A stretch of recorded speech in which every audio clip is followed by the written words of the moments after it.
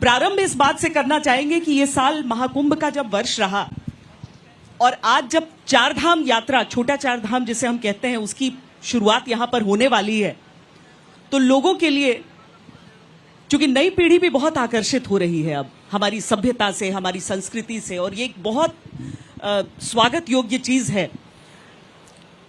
आज अगर मैं आपसे पूरा वो व्याख्यान जानना चाहूं कि कैसे ये यात्रा शुरू हुई, कब ये यात्रा शुरू हुई, क्या है इसका जो पर्याय है?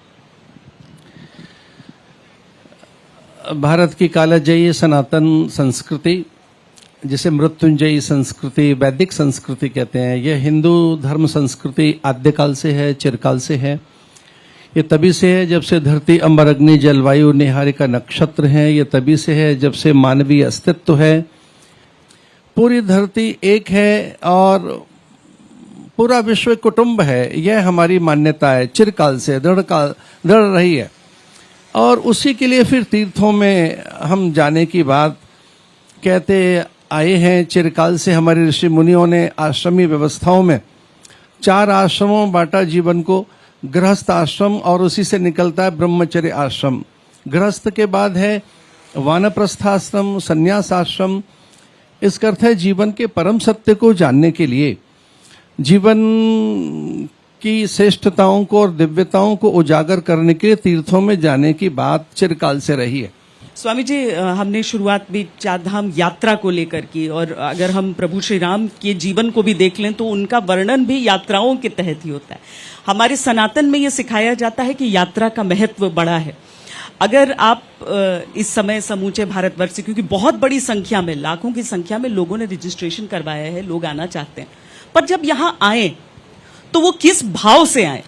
देखिए, तीर्थ यात्रा के भाव से आने वाले यात्रियों से प्रार्थना करूंगा कि हमारा यह प्रदेश प्लास्टिक फ्री है। यहाँ पॉलीथीन लेकर ना आए, सिंगल यूज प्लास्टिक लेकर ना आए। यहाँ जब आए तो गंगा और यहाँ नदियों के तटों की स्वच्छता, यहाँ के सातत्य, यहाँ की पवित्रता का भी ध्यान रख के आए।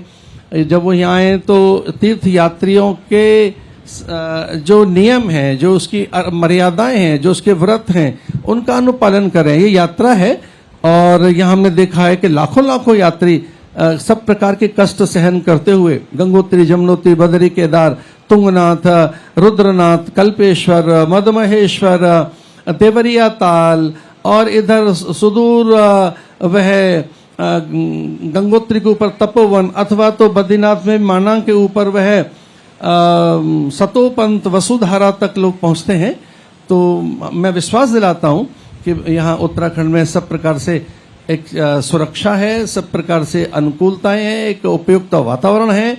पूरे हिंदू धर्मावलंबियों का, सनातन धर्मावलंबियों का मैं हृदय से स्वागत करता हूं, आह्वान करता हूं कि यात्रा में बिना संकोच के आए, निर्भयता के साथ आए।